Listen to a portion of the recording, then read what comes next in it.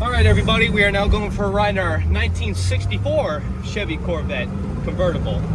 Red exterior with a black interior, hideaway headlights, stock rims, 327 small block.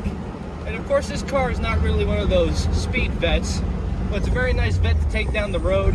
Shifts really nice, steers very nice, especially with this wooden wheel. Basically, these were only meant to use your fingertip. Good brakes, we'll give you a little demonstration right now.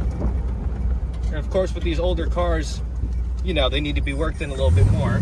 Other than that, it handles really nice as I'm going up the road.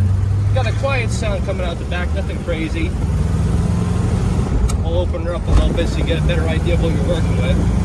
And what's really nice about it is you don't really get too many 64s, especially in this business. 95% of the time, it's either going to be a 66 or a 67, but 64 is also a better year for this vet too. Makes you be a little different from the rest of the crowd. Anyway, we're going to get her turned around now and get her on the lift. Stay tuned to see the underneath.